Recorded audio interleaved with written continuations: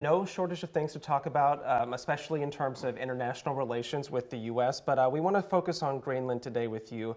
I want to ask you about NATO and Denmark, some of those allies sending more troops over to Greenland. Sure. Does that signal to you that they believe the U.S. could do something militarily there? Unfortunately, yes. I think our allies are quite concerned, especially after our military operation in Venezuela, that we have an administration that is willing to use force in the way that other administrations haven't, even in this case, against its own allies. And when the President of the United States says we're going to do this one way or another, that frightens people. And so the show of force is to show that the Europeans are united in resisting that. Denmark is saying an American takeover of Greenland is not necessary to protect the Arctic region. That's contrary to what the president is now saying. But what kind of assets are already there? What does it look like in Greenland right now? So Greenland is 3 times the size of Texas. It's huge, but it only has about 60,000 people, right? So most of the land is uninhabitable.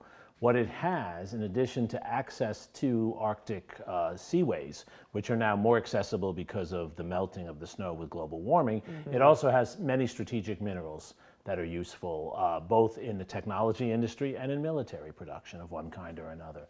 It also has spaces that have been used as military bases. During the Cold War, the United States actually had an Air Force base where we had nuclear weapons that would have been flown from Greenland against the Soviet Union in the case of a nuclear war. So it does have strategic purposes, but over the last 50 years, the Greenlanders in Denmark have given the United States access to pretty much whatever it wants. And the argument they're making now is not that there aren't strategic interests that the United States and NATO has, but that these strategic interests can be addressed as they have been before through a cooperative set of agreements, which would allow the United States maybe to build a new base, maybe to have access to new minerals, but that's different from taking over the territory. I think a lot of people are asking this particular question, so I'm hoping that you can share some insight about that. Can the U.S. actually take over Greenland, especially because it's associated with Denmark, and even the president is saying that there could be cash payments offered to Greenland citizens? Terrific question. So there's a long history of the United States buying territories. The Louisiana Purchase was, of course, purchased by Thomas Jefferson from Napoleon. The Virgin Islands were purchased from Denmark in the early 20th century. But purchases of land have to go through Congress.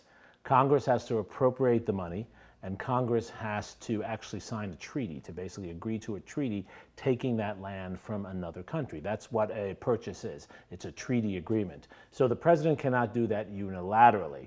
In terms of taking over territory, the president does not have the right to do that either. He has the right to move into a space for self-defense in the short term. But taking any territory, as we took Guam, for example, or Hawaii in 1898, that also has to go through Congress. And so there really isn't a way the president can do this unilaterally. Now, the United States certainly has military capabilities, but what we forget is that the NATO forces, if they work together against us, which is hard to imagine, but if that were to happen, they have capabilities as well. This is a very difficult area to operate in up there, so it's not as easy as it sounds.